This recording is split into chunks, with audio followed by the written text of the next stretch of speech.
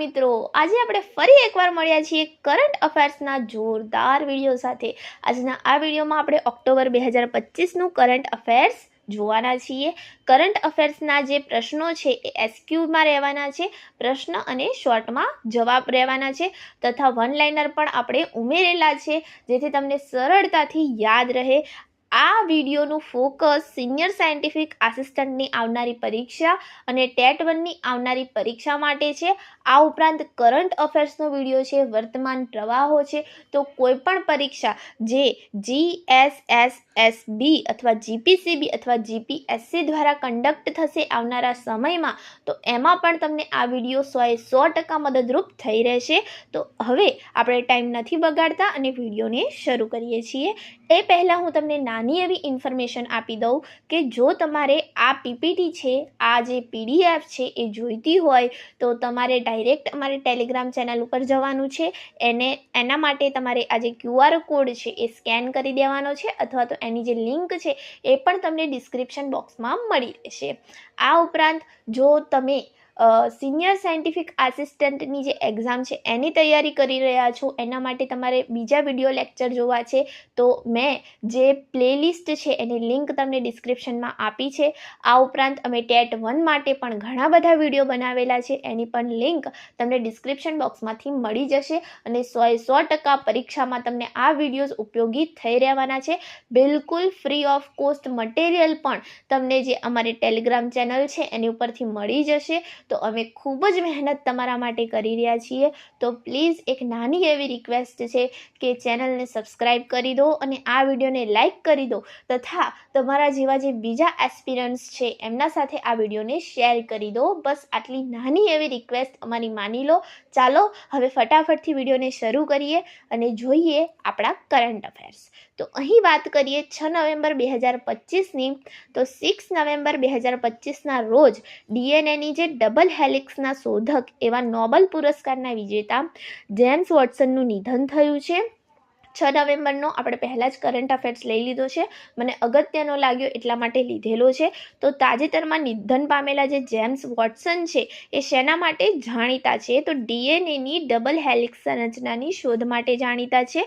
Okay, આને શુદ્ધ ગુજરાતીમાં આપણે કહીએ છીએ DNAની બેવડી કુંતલાકાર રચના। ઓકે, DNAની બેવડી કુંતલાકાર રચના માટે એ પ્રસિદ્ધ છે। જે જેમ્સ વોટસન છે એ ખૂબ મોટી શોધ છે અને 6 નવેમ્બર 2025ના રોજ તેમનું નિધન થયું છે। તો જેમ્સ વોટસને કોની સાથે મળીને DNAની ડબલ હેલિક્સ રચના શોધી હતી? તો એ હતા ફ્રાન્સિસ ક્રિક। ઓકે, એટલે આ જે DNAનું જે સ્ટ્રક્ચર છે એને ક્રિક અને વોટસને શોધ્યું એવું પણ કહેવાય છે। ઓકે, DNAની જે ડબલ હેલિક્સ રચના છે એ ક્રિક અને વોટસન દ્વારા શોધવામાં આવી છે। એમાંથી જે આ વોટસન છે એમનું 6 નવેમ્બર 2025ના રોજ નિધન થયું છે। હવે વાત કરીએ DNAના આખા નામની, તો એનું આખું નામ છે ડીઓક્સી રાઇબોન્યુક્લિક એસિડ, યાદ રાખીશું। અને RNAનું પૂછાય તો રાઇબોન્યુક્લિક એસિડ। ઓકે, ડીઓક્સી કાઢી દેવાનું। પછી હવે ચોથો આપણો પ્રશ્ન જોઈએ, તાજેતરમાં જાહેર કરાયેલ વૈશ્વિક ભૂખમરા સૂચકાંક 2025માં ભારત કયા ક્રમાંકે રહ્યું છે? તો 102માં ક્રમાંકે રહ્યું છે। કયા ક્રમાંકે રહ્યું છે? 102માં ક્રમાંકે। પાંચમો પ્રશ્ન, તાજેતરમાં ચક્રવાત શક્તિ ક્યાં રચાયું હતું? તો પૂર્વ મધ્ય અરબી સમુદ્રમાં આ ચક્રવાત શક્તિ રચાયું હતું। છઠ્ઠો પ્રશ્ન છે, ગુજરાતનો આરોગ્ય વિભાગ કયા મંત્રી હેઠળ છે? તો પ્રફુલ્લભાઈ પાનશેરિયા જે છે એમના હેઠળ આપણા ગુજરાતનો આરોગ્ય વિભાગ મંત્રી જે વિભાગ છે એ મંત્રી પ્રફુલ્લભાઈ પાનશેરિયાના હેઠળ છે। ઓકે, ગુજરાતનો આરોગ્ય વિભાગ આપણે જાણીએ છીએ નવું જે મંત્રીમંડળ છે એ રચાયું છે, એની અંદર આરોગ્ય વિભાગ જે છે પ્રફુલ્લભાઈ પાનશેરિયાના અંડરમાં છે। પછીનો આપણે સાતમો પ્રશ્ન જોઈએ, માય ભારત એપ્લિકેશન કયા કેન્દ્રીય મંત્રી દ્વારા લોન્ચ કરવામાં આવી છે? તો ડૉક્ટર મનસુખ માંડવિયા દ્વારા જે આ માય ભારત એપ્લિકેશન છે એ જે છે લોન્ચ કરવામાં આવી છે ડૉક્ટર મનસુખ માંડવિયા દ્વારા. હવે જે આ માય ભારત એપ છે કોના માટે છે તો યુવા બાબતો માટે છે, યંગસ્ટર્સ માટે છે. ઓકે, હવે માય ભારત એપ છે એ કયા મંત્રાલય હેઠળ કાર્યરત છે તો આ જે એપ છે રમતગમતના જે મંત્રાલયના યુવા બાબતોનો વિભાગ છે એના હેઠળ છે. રમતગમત મંત્રાલયના યુવા બાબતોનો જે વિભાગ છે એના હેઠળ આ માય ભારત એપ લોન્ચ કરવામાં આવી છે કેન્દ્રીય મંત્રી ડૉક્ટર મનસુખ માંડવિયા દ્વારા. 10મો પ્રશ્ન જોઈએ. તાજેતરમાં નિવૃત્તિ જાહેર કરનાર ખેલાડી રોહન બોપન્ના કઈ રમત સાથે સંકળાયેલ છે તો એ ટેનિસની રમત સાથે સંકળાયેલ છે. કોણ? ખેલાડી રોહન બોપન્ના. 11મો પ્રશ્ન. તાજેતરમાં હોકી ઇન્ડિયાના કેટલા વર્ષ પૂર્ણ થયા છે તો 100 વર્ષ પૂર્ણ થયા છે. હોકી ઇન્ડિયાના 100 વર્ષ પૂર્ણ થયા છે. તો આજે હોકી ઇન્ડિયાના શતાબ્દીનો કાર્યક્રમ હતો એમાં એક પુસ્તકનું વિમોચન કરવામાં આવ્યું છે, એ છે ભારતીય હોકીના 100 વર્ષ. ઓકે, કારણ કે એના 100 વર્ષ પૂરા થયા છે તો પુસ્તકનું વિમોચન થયું ભારતીય હોકીના 100 વર્ષ. ડન. પછીનો આપણે પ્રશ્ન જોઈએ. ગુજરાતમાં નવરચિત મંત્રીમંડળમાં કેટલી મહિલાઓને સ્થાન મળ્યું છે તો એમાં 3 મહિલાઓને સ્થાન મળ્યું છે. 14મો પ્રશ્ન. ગુજરાતના સૌથી નાની વયના નાયબ મુખ્યમંત્રી તરીકે કોની નિમણૂક થઈ છે તો એ છે હર્ષ સંઘવી. હર્ષ સંઘવીની ગુજરાતના સૌથી નાની વયના નાયબ મુખ્યમંત્રી તરીકેની નિમણૂક થઈ છે. 15મો પ્રશ્ન. ત્રિશુલ કવાયતનું આયોજન કયા રાજ્યમાં કરવામાં આવ્યું હતું તો ગુજરાત અને રાજસ્થાનમાં ત્રિશુલ કવાયતનું આયોજન કરવામાં આવ્યું હતું. ગુજરાત અને રાજસ્થાનમાં. હવે જે આ ત્રિશુલ કવાયત છે જેનું આયોજન ગુજરાત અને રાજસ્થાનમાં કરવામાં આવ્યું હતું તેમાં કઈ કઈ સેનાઓ સામેલ હતી તો એમાં આર્મી સેના, નેવી સેના અને વાયુસેના સામેલ હતી. આર્મી, નેવી અને વાયુસેના. તાજેતરમાં GARC જેનું આખું નામ છે Gujarat administrative reforms commission, okay, એના 5મા રિપોર્ટમાં જે કોને આપવામાં આવ્યો હતો ભૂપેન્દ્રભાઈ પટેલને આપવામાં આવ્યો હતો. રિપોર્ટમાં સેવાઓની અસરકારક વિતરણ માટે કયા પોર્ટલની ભલામણ કરવામાં આવી છે તો એ છે ડિજિટલ ગુજરાત 2.0 પોર્ટલ. ડન. તાજેતરમાં GARC ગુજરાત એડમિનિસ્ટ્રેટિવ રિફોર્મ્સ કમિશનનો 5મો રિપોર્ટ આપવામાં આવ્યો જે ભૂપેન્દ્રભાઈ પટેલને આપવામાં આવ્યો. એ રિપોર્ટમાં સેવાઓની અસરકારક વિતરણ માટે કયા પોર્ટલની ભલામણ કરવામાં આવી છે તો ડિજિટલ ગુજરાત 2.0 પોર્ટલ, 2.0 પોર્ટલ. ચલીએ હવે જોઈએ 18મો પ્રશ્ન. તાજેતરમાં આંતરરાષ્ટ્રીય સહકારી જોડાણ ICA જેનું આખું નામ છે ઇન્ટરનેશનલ કોઓપરેટિવ એલાયન્સ, ઓકે, એના દ્વારા બહાર પાડવામાં આવેલ વર્લ્ડ કોઓપરેટિવ મોનિટર 2025 રિપોર્ટમાં ભારતની કઈ સહકારી મંડળી પ્રથમ અને દ્વિતીય ક્રમે આવી છે તો ICA દ્વારા જે રિપોર્ટ બહાર પાડવામાં આવ્યો એમાં પ્રથમ ક્રમે છે આપણું અમૂલ અને દ્વિતીય ક્રમે છે ઇફકો. ડન. પછીનો પ્રશ્ન જોઈએ. કયા વર્ષને સંયુક્ત રાષ્ટ્ર દ્વારા આંતરરાષ્ટ્રીય સહકારિતા વર્ષ તરીકે જાહેર કરવામાં આવ્યું છે તો એ છે 2025. સંયુક્ત રાષ્ટ્ર દ્વારા આંતરરાષ્ટ્રીય સહકારિતા વર્ષ તરીકે જે જાહેર કરવામાં આવેલું વર્ષ છે એ છે 2025. 70મા ફિલ્મફેર એવોર્ડ્સ 2025નું આયોજન કયા સ્થળે થયું હતું તો એ થયું હતું અમદાવાદના એકા એરેના ખાતે. ઓકે, અમદાવાદના એકા એરેના ખાતે. તાજેતરમાં 70મા ફિલ્મફેર એવોર્ડ્સમાં કઈ ફિલ્મ દ્વારા શ્રેષ્ઠ ફિલ્મ સહિત 13 ટ્રોફી જીતવામાં આવી હતી? લાપતા લેડીઝ દ્વારા જીતવામાં આવી હતી. ઓકે, પછીનો પ્રશ્ન આપણે જોઈએ. તાજેતરમાં આયોજિત મહિલા વર્લ્ડ કપ 2025ની ફાઇનલ મેચમાં કયા દેશની ટીમ વિજેતા બની છે? ભારત દેશની જે ટીમ છે એ વિજેતા બની છે. આપણા ચેમ્પિયન્સ આપણને ખબર જ છે. 23મો પ્રશ્ન છે. Woman one day cricket world cup 2025માં ફાઇનલ મેચમાં player of the match award કયા ખેલાડીને મળ્યો છે તો એ છે Shafali Verma. Done. Player of the match મળ્યો છે શેફાલી વર્માને.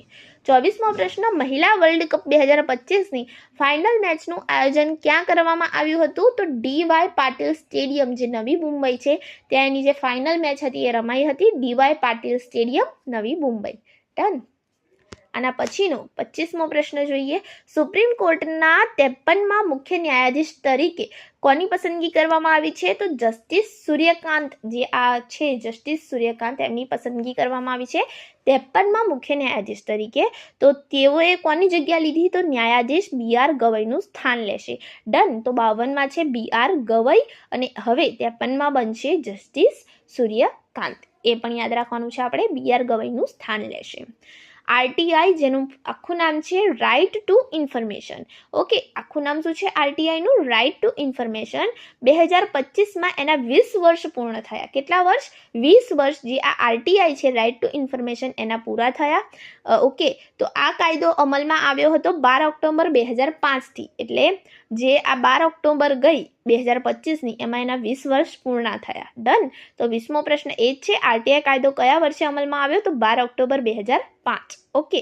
27મો પ્રશ્ન, RTI કાયદો 2005 શું છે? શું કહેવા માંગે છે? આજે રાઇટ ટુ ઇન્ફોર્મેશન છે. તો RTI કાયદો 2005 નાગરિકોને જાહેર અધિકારીઓ પાસે રહેલી માહિતી મેળવવાની સત્તા આપે છે, જે પારદર્શિતા, જવાબદારી અને સુશાસનને પ્રોત્સાહન આપે છે. ડન. Okay, done. તો પ્લીઝ જો વિડીયો ગમી રહ્યો હોય તો પ્લીઝ વિડીયોને લાઇક કરી દો, એક થમ્સઅપ આપી દો. ઓકે, ચાલો હવે જોઈએ 28મો પ્રશ્ન. ઇસરો દ્વારા CMS-03 ઉપગ્રહ ક્યાંથી લોન્ચ કરવામાં આવ્યો? તો શ્રીહરિકોટાના સતીશ ધવન જે સ્પેસ સેન્ટર છે ત્યાંથી આ લોન્ચ કરવામાં આવ્યો CMS-03. એની ખાસિયત શું છે? જે તાજેતરમાં ઇસરો દ્વારા કયો સૌથી ભારે અદ્યતન જે કમ્યુનિકેશન સેટેલાઇટ લોન્ચ કરવામાં આવ્યો છે? ઓકે, એ કમ્યુનિકેશન સેટેલાઇટ છે અને સૌથી ભારે અદ્યતન કમ્યુનિકેશન સેટેલાઇટ છે, તો એ લોન્ચ કરવામાં આવ્યો છે ઇસરો દ્વારા, એ યાદ રાખીશું. અને એ છે CMS-03 સંચાર ઉપગ્રહ, જે શ્રીહરિકોટાના સતીશ ધવન સ્પેસ સેન્ટર પરથી લોન્ચ કરવામાં આવ્યો છે. ઓકે, જે આ ઉપગ્રહ જે લોન્ચ થયો એ એક વ્હીકલ હોય ને, લોન્ચિંગ વ્હીકલ, તો એ કયું છે?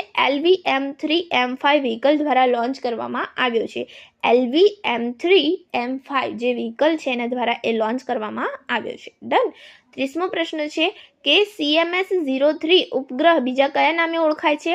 તો GSAT-SR 7R એના નામે પણ આ જે ઉપગ્રહ છે CMS-03 એ ઓળખાય છે GSAT-7R. ડન. અને લોન્ચિંગ વ્હીકલ એનું કયું છે? તો LV-M3M5. ડન. LV-M3M5. ચલો હવે જોઈએ 31મો પ્રશ્ન. મેપ માય ઇન્ડિયા દ્વારા બનાવવામાં આવેલ સ્વદેશી નેવિગેશન એપ કઈ છે? તો એ છે મેપલ્સ. ઓકે, સ્વદેશી છે નેવિગેશન એપ છે, નામ છે મેપલ્સ અને મેપ માય ઇન્ડિયા દ્વારા બનાવવામાં આવેલી છે. 32મો પ્રશ્ન. તાજેતરમાં વોટ્સએપના વિકલ્પ તરીકે સમાચારમાં રહેલ સ્વદેશી એપ કઈ છે? તો છે એ અરાટાઈ. કઈ છે? અરાટાઈ. તાજેતરમાં વોટ્સએપના વિકલ્પ તરીકે સમાચારમાં રહેલી સ્વદેશી એપ છે એનું નામ છે અરાટાઈ. 33મો પ્રશ્ન. અરાટાઈ એપ કોના દ્વારા બનાવવામાં આવી છે? તો ઝોહો કોર્પોરેશન છે એના દ્વારા આ અરાટાઈ એપ બનાવવામાં આવી છે. વોટ્સએપના વિકલ્પ તરીકે ની એપ છે, વોટ્સએપ જેવી રીતે કામ કરે છે એવી રીતે કાર્ય કરે છે. અરાટાઈ એનું નામ છે અને ઝોહો કોર્પોરેશન દ્વારા બનાવવામાં આવી છે. જ્યારે મેપ માય ઇન્ડિયા દ્વારા બનાવવામાં આવેલી જે સ્વદેશી નેવિગેશન એપ છે એ છે મેપલ્સ. ડન. 34મો પ્રશ્ન જોઈએ. બુકર પ્રાઇઝ 2025ના વિજેતાનું નામ જણાવો. તો એ છે હંગેરિયન બ્રિટિશ લેખક ડેવિડ સઝાલે. ઓકે, તો હંગેરિયન બ્રિટિશ લેખક જે ડેવિડ સઝાલે છે એમને તેમની પુસ્તક ફ્લેશ માટે આ પુરસ્કાર એનાયત કરવામાં આવ્યો છે. પુસ્તકનું નામ છે ફ્લેશ.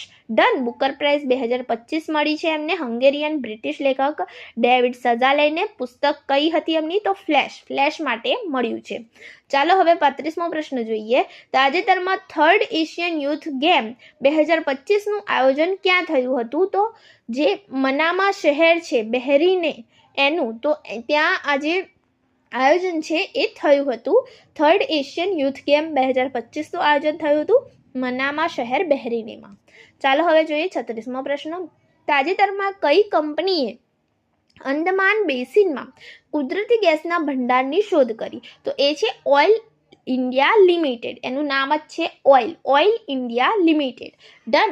પછીનો પ્રશ્ન છે. તાજેતરમાં કયા દેશના રાષ્ટ્રપતિ ઉખનાગીના ખુરેલસુખ દ્વારા ભારતની મુલાકાત લેવાય તો એ છે મોંગોલિયા. ડન.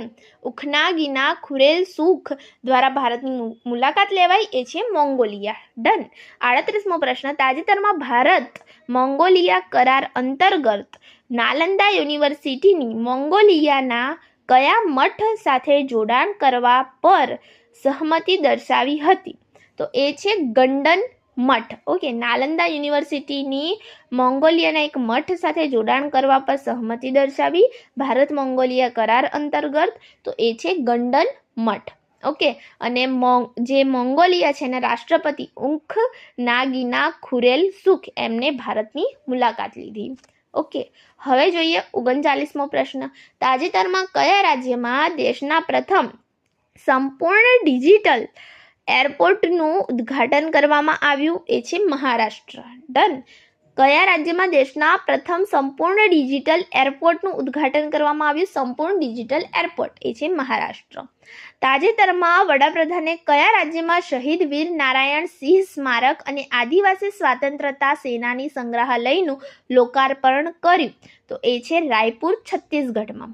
ઓકે, બે વસ્તુ છે, નારાયણ સિંહ સ્મારક અને આદિવાસી સ્વતંત્રતા સેનાની સંગ્રહાલય એનું લોકાર્પણ વડાપ્રધાન નરેન્દ્ર મોદી દ્વારા કરવામાં આવ્યું અને એ આવેલું છે રાયપુર, છત્તીસગઢમાં. ડન. રાયપુર, છત્તીસગઢમાં આવેલું છે. પછીનો 41મો પ્રશ્ન જોઈએ, તાજેતરમાં ભારત યુકેએ કયા બે રોડ મેપ સ્વીકાર્યા? તો એ છે વિઝન 2035 તથા સંરક્ષણ ઉદ્યોગ. કયા બે રોડ મેપ સ્વીકાર્યા? તો એ છે વિઝન 2035. ઓકે, કયું? વિઝન 2035 તથા સંરક્ષણ ઉદ્યોગ. ભારત અને યુકે દ્વારા બે રોડમેપ સ્વીકારાયા, વિઝન 2035 તથા સંરક્ષણ ઉદ્યોગ. 42મો પ્રશ્ન, તાજેતરમાં 6ઠું ગ્લોબલ ફિનટેક ફેસ્ટ સંરક્ષણ ક્યાં યોજાયું હતું? તો મુંબઈ, મહારાષ્ટ્રમાં. 43મો પ્રશ્ન, તાજેતરમાં નિધન થયેલ પિયુષ પાંડેને કયા કયા એવોર્ડથી સન્માનિત કરવામાં આવ્યા હતા? તો એ છે પદ્મશ્રી અને lions of saint Mark award. એમને પિયુષ પાંડેને આ એવોર્ડ્સથી સન્માનિત કરવામાં આવ્યા હતા. જે પિયુષ પાંડે છે એ ભારતીય જાહેરાત ઉદ્યોગના ગોડફાધર તરીકે જાણીતા હતા, મહાન વ્યક્તિ હતા. એમનું તાજેતરમાં નિધન થયું છે પિયુષ પાંડેનું. તો ભારતીય જાહેરાત ઉદ્યોગના ગોડફાધર તરીકે જાણીતા કયા મહાન વ્યક્તિનું તાજેતરમાં નિધન થયું છે? તો પિયુષ પાંડે. પછીનો પ્રશ્ન છે, અબકી બાર મોદી સરકાર, આ વાક્ય કોણે આપ્યું હતું? તો એ પણ છે પિયુષ પાંડે. આ ઉપરાંત ખાસ યાદ રાખવા જેવું કે પિયુષ પાંડે દ્વારા યુનિસેફ સાથે ભારતમાં પોલિયો નાબૂદી અભિયાનમાં કઈ પ્રતિષ્ઠિત ટેગલાઇન આપવામાં આવી હતી? તો આ ટેગલાઇન હતી દો બુંદ જિંદગી કી. કઈ હતી? દો બુંદ જિંદગી કી. ખાસ યાદ રાખીશું. ટેટ 1 માટે પણ આ વસ્તુ તમે ખાસ યાદ રાખજો. બાળકોને લગતો પ્રશ્ન છે. પિયુષ પાંડે એમનું તાજેતરમાં નિધન થયું છે, તો આ પ્રશ્નો તમારી પરીક્ષામાં આવવાની શક્યતા છે. અને આ ઉપરાંત એમણે બીજી એક સરસ મજાની ટેગલાઇન આપી હતી, ખુશ્બુ ગુજરાત કી. તો એ પણ પિયુષ પાંડે દ્વારા આપવામાં આવી છે. અબકી બાર મોદી સરકાર, દો બુંદ જિંદગી કી અને ખુશ્બુ ગુજરાત કી, આ જે ટેગલાઇન્સ છે એ પિયુષ પાંડે દ્વારા આપવામાં આવી છે. અને જે જાહેરાત ઉદ્યોગના ગોડફાધર તરીકે જાણીતા હતા, તાજેતરમાં તેઓનું નિધન થયું છે. ચાલો હવે પછીનો પ્રશ્ન જોઈએ. હમ અંગ્રેજો કે જમાને કે જેલર હે, આ લાઈન કયા અભિનેતાની છે જેમનું તાજેતરમાં નિધન થયું છે? તો છે ગોવર્ધન અસરાનીજીની આ લાઈન છે. 48મો પ્રશ્ન, કયા વર્ષને બ્લુ ઇકોનોમીમાં સહયોગ વધારવા માટે એસન ભારત દરિયાઈ સહકાર વર્ષ એટલે કે યર ઓફ મેરીટાઈમ કોર્પોરેશન તરીકે ઉજવવામાં આવશે? તો વર્ષ 2026ને. ઓકે, કયા વર્ષને? વર્ષ 2026ને. પછીનો પ્રશ્ન જોઈએ, તાજેતરમાં કયા દેશ દ્વારા પ્રથમ વખત થોરિયમ મોલ્ટન સોલ્ટ રિએક્ટરમાં થોરિયમ ઇંધણનું યુરેનિયમ ઇંધણમાં સફળતાપૂર્વક રૂપાંતરણ કરાયું? તો છે ચીન દ્વારા કરાયું થોરિયમ ઇંધણનું યુરેનિયમ ઇંધણમાં સફળતાપૂર્વક રૂપાંતર. 50મો પ્રશ્ન, તાજેતરમાં state of food and agriculture 2025 report કઈ સંસ્થા દ્વારા પ્રકાશિત કરવામાં આવ્યો? તો ફૂડ એન્ડ એગ્રીકલ્ચર જે FAO સંસ્થા છે એના દ્વારા પ્રકાશિત કરવામાં આવ્યો. એની થીમ શું છે? તો addressing land degradation across land holding scales. Okay, 2025ની FAOની થીમ છે addressing land degradation across land holding scales. Done. Food and agriculture 2025 report એ ફૂડ એન્ડ એગ્રીકલ્ચર સંસ્થા દ્વારા જે છે પ્રકાશિત કરવામાં આવ્યો છે. આટલું આપણે યાદ રાખવાનું છે. તો અહીં આપણે જોતા 50 જે છે એસક્યુ પૂરા કરી દીધા છે. હું ફરી એકવાર તમને રિક્વેસ્ટ કરું છું કે પ્લીઝ જો સબસ્ક્રાઈબ ના કર્યું હોય તો એક સબસ્ક્રાઈબ અમારી ચેનલને જરૂરથી કરી દો. અને હા, વિડીયોને લાઇક જરૂરથી કરી દો. તમે પછી ભૂલી જાઓ છો લાઇક કરવાનું, તો પ્લીઝ અત્યારે જ વિડીયોને લાઇક કરી દો. ચાલો હવે જોઈએ આપણો 51મો પ્રશ્ન. હજુ પણ આપણે એસક્યુ બાકી છે. તો 51મો પ્રશ્ન છે, તાજેતરમાં રાષ્ટ્રીય હાથ વળાંટ અને હસ્તકલા પરિષદ 2025 ક્યાં યોજાયું? તો ઓડિશાના જે ભુવનેશ્વર છે ત્યાં આ હાથ વળાંટ અને હસ્તકલા પરિષદ 2025 યોજાઈ. તાજેતરમાં ધોરણ 3 થી કયા અભ્યાસક્રમને બધી શાળાઓમાં દાખલ કરવામાં આવશે? ખાસ ટેટ 1 વાળા ખાસ યાદ રાખો, તમારે પૂછાઈ શકે એવો પ્રશ્ન છે 100%.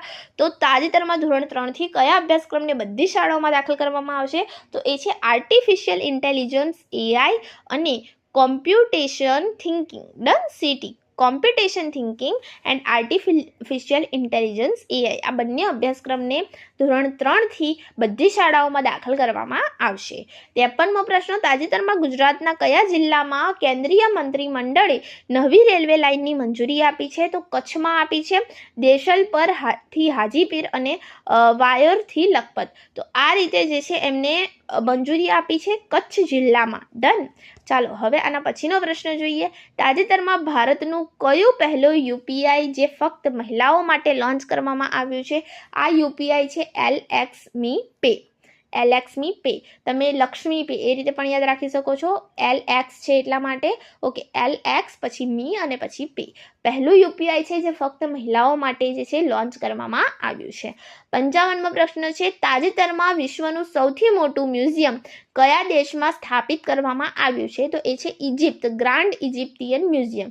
ડન. ઇજિપ્તમાં સ્થાપિત કરવામાં આવ્યું છે અને નામ છે ગ્રાન્ડ ઇજિપ્તિયન મ્યુઝિયમ. 56મો પ્રશ્ન, તાજેતરમાં સિદ્દી આદિવાસી સમુદાયે કેટલો સાક્ષરતા દર હાંસલ કર્યો છે? તો એ છે 72%. સાક્ષરતાનો પ્રશ્ન છે ટેટ 1 વાળા ખાસ ધ્યાન રાખજો. 72% જે છે સિદ્દી આદિવાસી સમુદાય છે એમને આ દર 72% દર હાંસલ કર્યો છે.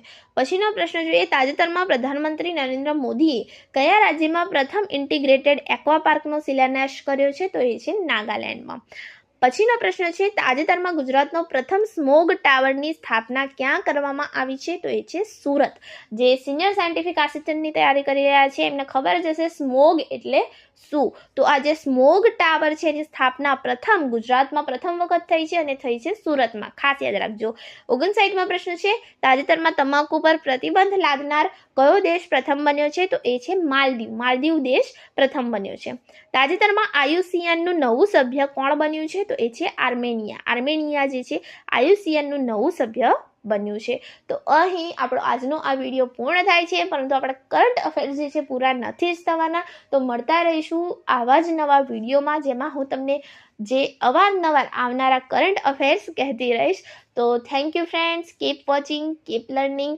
ફરી વારંવાર સબસ્ક્રાઈબ કરવાનું ને લાઇક કરવાનું નહીં કહું, તમે તમારી રીતે પ્લીઝ કરી દેજો. તો મળતા રહીશું આવા જ નવા વિડીયો સાથે. Thank you friends.